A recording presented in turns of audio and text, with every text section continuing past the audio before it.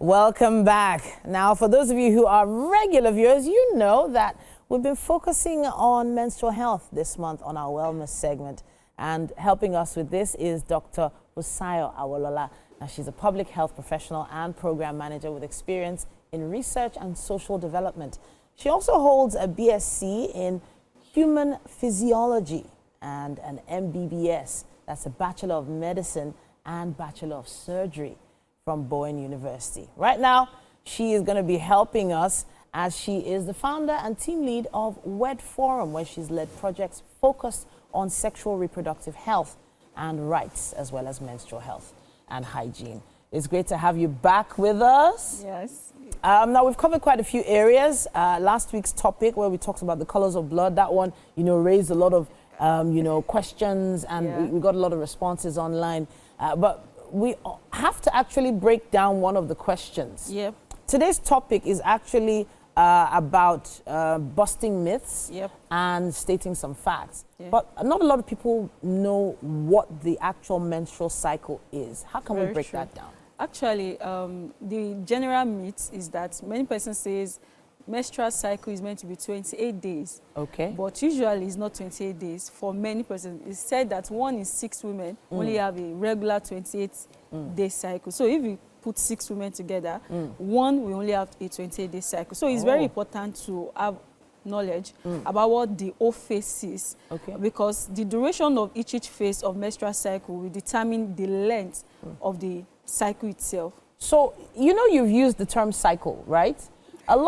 So you hear in common conversations, I'm on my cycle. I'm on my cycle. Can you clarify if that makes sense or not? Actually, I would say it makes sense because it's actually wrong. It's wrong. You're only seeing one phase of the cycle. Okay. So as I said, we talked about the menstruation itself. Yeah. So there's about 4 phases in a menstrual cycle. 4 different phases. So is there like a first phase? Yes. Okay, what's the first phase? So the first phase is menstruation. Menstruation itself. And that's the phase many persons call the menstrual cycle, which is not. Okay. So after the menstruation itself, menstrual phase is meant to last between 3 to 7 days. 3 to 7 days. Okay. So it's an average. And, depending on what yours is, it will also determine the length of your cycle. Okay. So the second phase is the follicular phase. And follicular? Yeah, follicular. Why do you think it's called follicular? It's just egg. Like, this is the period where your egg is trying to recuperate and give its best shot. Okay. Because women, we have about, at least at the age of 12, 13, you have about 400,000 eggs. Okay. So, and the reality is that every month you are releasing 1 egg. Okay. So that follicular phase is like your body is recuperating to give your best egg so that it can get fertilized. Interesting. Do you get? So after menstruation has happened, your body recoups to bring your best egg forward for fertilization. Do you have an idea how long that phase is for? So basically that phase is meant to last between 7 to 11. 7 to 11 days. Yes. Okay. Then after that, what happens? After then, the aim of every egg being released is to be fertilized. And that's what we call ovulation. Ovulation. Okay. So I know that those who have been trying to get pregnant, doing IVF treatments and all that, they understand a little bit more. And they focus on the ovulation phase, which is what we hear mostly. Yeah. So how long is that phase supposed to be for? Actually, ovulation phase is the midday of your cycle. Okay. And I won't come here to talk about is day 14. It's not always day 14. Okay. So it's only for those that have regular 28-day cycle that is day 14. Okay. For some person that have less than 21, that has 21 to 31 days, any of those days, it will be, some person for 31 days, it will be more than 14 days. It can be between 16, 17. While for some person that is less, your ovulation period might be day 11 or even day 10. So you have to know what your cycle length is. So apparently, we always say for persons that want to conceive, we give them like a date where you meet your husband. Yes, you might not have regular menstrual cycle because not every woman even have regular menstrual cycle based on different conditions. So in those period of time, we give you a timeline around day 11 to day 18. So around that ovulation phase, depending on your menstrual cycle. So menstrual phase is between 3 to 7 days. Then after that 7th day, 11 days for the follicular Yes, follicular phase. And then after that 11 days, you now have the ovulation phase, which is how many days in total? It's actually meant to be just 1 day. Just one day? Yes. Wow. Just 1 day. Okay. All right. Then after that phase, what is happening next? Then after that phase, your body tries to either the pregnancy is forming or it leads to menstruation. Okay. And during ovulation is expected that you meet with your husband and get fertilized. But if that does not happen, it forms a corpus luteum, and then the body starts gathering, this is the luteal phase. You failed us. They are moody and they are trying to. So the body is reacting. Hormones are there more hormones released during luteal phase or less hormones? Less hormones. Less hormones. Because there are different hormones for different phases. Sure. It's said that in luteal phase, the progesterone, they are quite on the high, and then the luteinizing hormone is actually high in those phases. And luteinizing hormone, you can see that hormone is like withdrawal. So there's this withdrawal symptoms you see during those phases. That's what the luteal phase is all about, because we are not really doing anything. So so it makes the body moody. Yeah.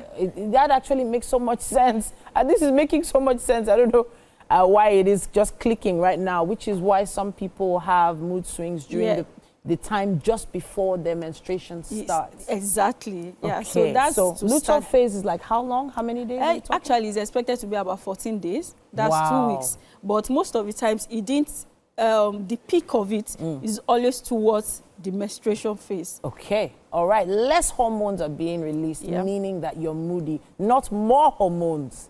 So, you know, when people say you're hormonal, that's why you're behaving this way or you're reacting this way. But it's actually the opposite. Yeah. So actually, what happened in luteal phase is that estrogen, which is the happy hormone, which is always high during ovulation, is very low, is at its lowest form. So that's why, like, luteinizing and estrogen are opposite. So during that phase, luteinizing hormone is high, and then estrogen is low. So the happy hormone is low. Before we run out of time, we actually have to talk about some of the myths that, you know, that are out there about women on their period. There were some funny ones you sent to me earlier on.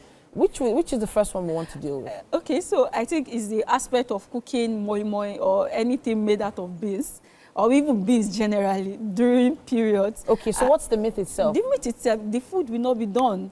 No matter how the duration you cook. Many women, especially our older women, believes that if you're on your period and you are cooking moi moi or you are doing beans, it will not get cooked, no matter the firewood or those things put in place. So that obviously that is a myth. It's a myth. That's a myth. But I wonder where that particular myth came from. Then there's another myth. There was another. You know what? I'm going to let you say the next one. All right. Just go ahead and give me the next one. Okay. So apparently, the common one, which when you're on your period you can't exercise, is actually a false. So it's advised that during period, moderate exercise can relieve your symptoms. Okay. Even the symptoms of mood swing, because during exercise, it actually releases a lot of antitoxins, like to fight the whatever is going on. So it's always advised that during your period, moderate exercise will help you reduce the cramps, not the other way. Wow. And then so in other words, doing exercise might alleviate your cramps, your pain symptoms, stretching, etc. Yeah. Okay, all right. So is there like a percentage of the time that this works, or is this all the time? Most of the times. Like let's say we have like 7 women. Yeah. If you like 5 out of 7 of those women, when they do moderate exercise, we relieve their menstrual cramps. Interesting, interesting. Okay, any other myths for us? The common one, you know, for adolescents and young persons, why attempt of our parents to just make them, because of there's abridged information. They don't want to communicate so much about their menstruation, what menstruation is all about. And then there's this myth of when a man touch you, or when a boy touch you, you get pregnant. And the thing is that it's building some sense of knowledge gap, because, you know, a young girl will always want to explore. Adolescent wants to know why is this being said. So trying to explore, she can be taking advantage. So we always say the message is clear. It is only sexual intercourse that can make you pregnant, not by touch. Not by physical touch. Okay. All right. So I guess sometimes As you said, parents are just not really knowledgeable in the way they can express or teach the details of, you know, sexual reproductive health. And we can only hope that our schools are doing a better job at that. Is there any other myth you want to touch on? That blood is dirty. Your menstrual flow is dirty. It's not dirty. It's actually a product of from your inside, just like normal blood. It's the shedding of the internal lining of the womb. So it should not be seen as dirty. It's not dirty. And the common one among young person is that, oh, when I'm on my period, I should not tell my friend. I should not talk about it. Talk about it. We should just be just keep it to yourself, because it's meant to. It's seen something as to be hidden. Exactly. Wow. Even one in few girls actually outside, they can't buy, you know, they will ask for black nylon. Black nylon to buy sanitary towels. Pads. So these are the things that we should normalize, because it's no longer hidden. It is what makes us women. So that's what makes you a girl. So it should not be something of shame. So many persons see it as a thing of shame. When I'm on my period, I shouldn't talk about it. It should be hidden. Why?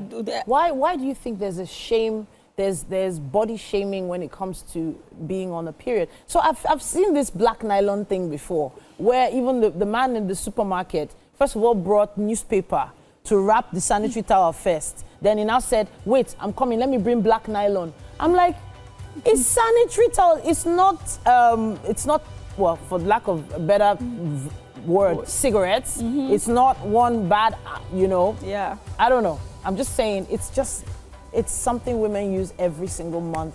Let's stop the shaming and let's bust all those myths and bleed proudly. Exactly. You are a woman. Your body is doing exactly what it's supposed to do. Thank you so much, Doctor, for coming to talk to us. Thank you. We're going to be doing this one more time, I think, next week. Yes, next week. All right, then. We have loads of space for your questions and comments and contributions on this. Use the comment section down below, or well, that's if you're watching online, and of course on Instagram, that's Wake Up Nigeria TVCE. Let's take a quick break. We'll be back after this.